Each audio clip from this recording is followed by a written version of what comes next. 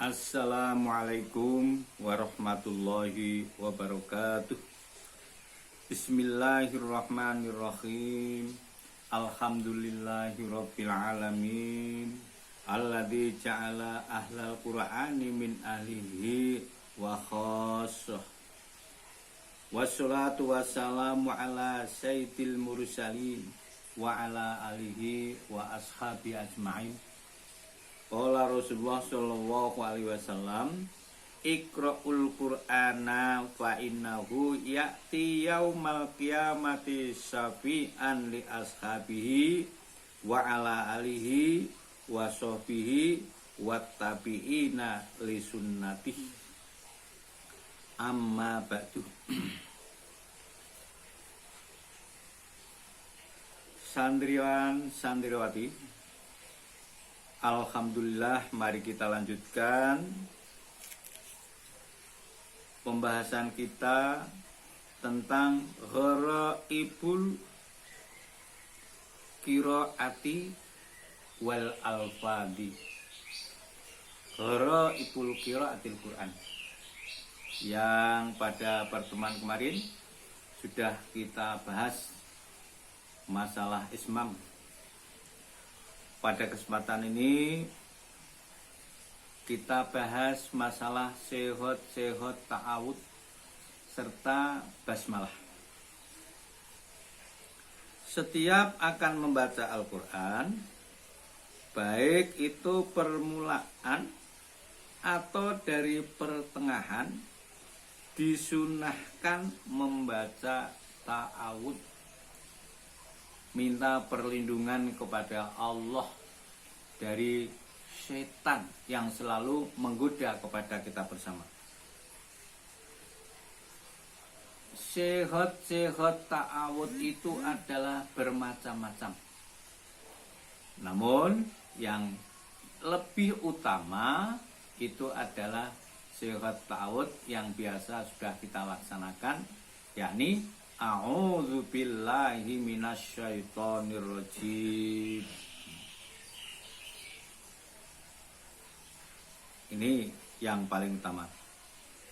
Adapun kalau mendengar, melihat, memperhatikan serta ada saudara-saudara kita yang membaca Al-Qur'an dengan sehot ta'awud lain, itu pun juga dibenarkan, termasuk sunnah. Adapun sehot yang lain itu antara lain A'udzu billahi samiil aliyyi minasyaitonir rajim. Ini sehat yang lain yang kedua, yang pertama. Adapun sehat yang lain yang kedua, A'udzu billahi minasyaitonir rajim innahu huwas samiul alim. Itu pun juga dibenarkan.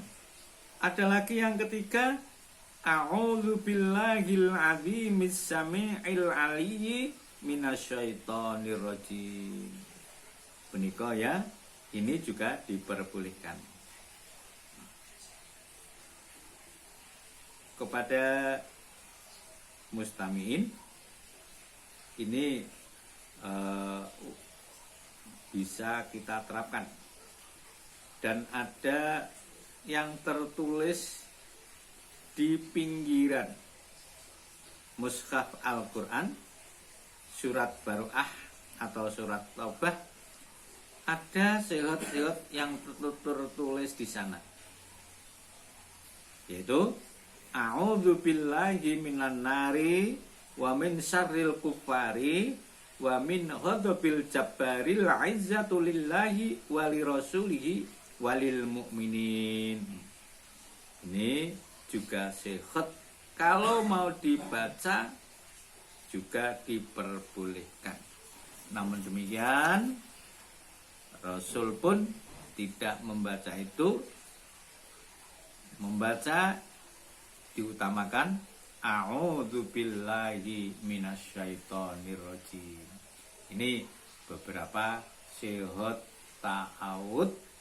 Kalau menjumpai sehot lain, kita sudah mengetahui. Dadi wong iki aja bingungan, aja gumunan, Namun kita enggaknya justru dengan apa yang belum kita ketahui itu kita mau untuk belajar. Sebab jelas di dalam surat akhir Kahfi disampaikan ilmu Allah itu yang intinya saja, seandainya air seluruh dunia, air lautan, air bah digunakan untuk tinta, sedangkan semua benda-benda yang ada di dunia maupun di langit digunakan untuk pulpennya menulis kalimat Allah, tidak akan ada habis hanya seberapa. Nah, untuk itu kita wajib belajar sampai kelak kita menghadap kehadirat Allah. Utlubul ilma minal mahdi ilal lahdi.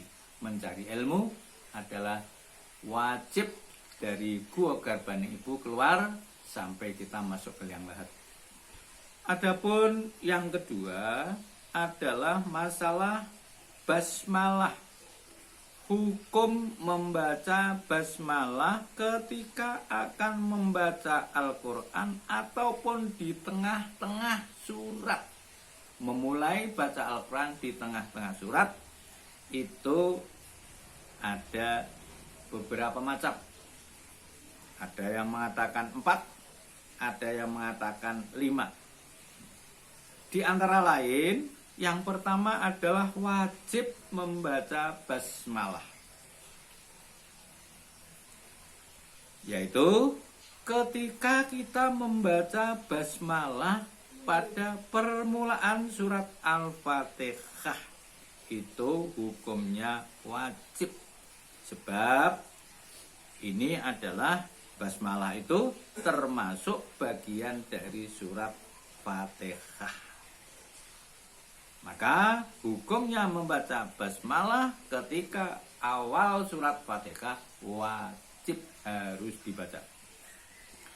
Yang kedua adalah sunnah membaca basmalah, yaitu membaca basmalah di awal semua surat selain surat Al-Fatihah dan surat At-Taubah. Saya ulangi lagi, membaca basmalah sunnah adalah pada semua permulaan surat ataupun membaca permulaan di tengah-tengah surat selain surat Al-Fatihah dan surat At-Taubah. Ini hukumnya yang sunnah. Kemudian yang ketiga hukumnya haram, yaitu membaca Bismillahirrahmanirrahim pada awal surat At-Taubah juz 10, atau ada yang menyebut surat Baroah. Adapun sebab-sebab diharamkan akan kami bahas pada momen atau pada pertemuan tersendiri. Mengapa diharamkan? Sedangkan yang keempat adalah wenang. Wenang itu boleh dibaca, boleh tidak, yaitu membaca Bismillahirrahmanirrahim pada permulaan membaca di tengah-tengah surat At-Taubah. Ini ada dua versi, yang salah satu qurra wal hufat atau ahli qurra bahwa itu wenang, ada pula yang memberikan atau menyatakan makruh. Makruh itu sebaiknya ditinggalkan, dilaksanakan tidak dosa, tapi lebih baik ditinggalkan. Menang boleh dibaca, boleh tidak. Untuk itu dari sehat-sehat ini, marilah kita bersama-sama untuk bisa kita dalami, pelajari, dan kita amalkan dengan sebaik-baiknya. Khusus yang terakhir, yakni membaca awal di pertengahan surat At-Taubah, ini lebih baik dihindarkan. Itu beberapa hal, khususnya hal ikhwal mengenai ta'awud ketika akan membaca Al-Quran, maupun hukum basmalah membaca Bismillahirrahmanirrahim ketika akan membaca Al-Quran. Mungkin itu dulu pertemuan pada kesempatan ini. Saya sangat mengharapkan kritik, pertanyaan, maupun mungkin kurang pas pembenaran apa yang saya sampaikan, sangat-sangat saya membenarkan, menunggu atau berterima kasih, dan mohon kepada santri santriwati khususnya untuk bisa memberikan komentar di halaman-halaman yang telah tersedia. Tak ketinggalan like dan subscribe untuk bisa sebagai tanda kontrol bahwa kalian ikut juga untuk walaupun di rumah, walaupun online, memperhatikan pelajaran yang kita sampaikan dari Ponpes Nurul Iman Margosari Salatiga. Demikian, kurang lebihnya mohon maaf. Selamat bertemu pada momen yang lain. Kita teruskan pembahasan tentang gharaib qiraatil Quran wal alfat pada puasa yang sekarang sudah memasuki 10 hari terakhir.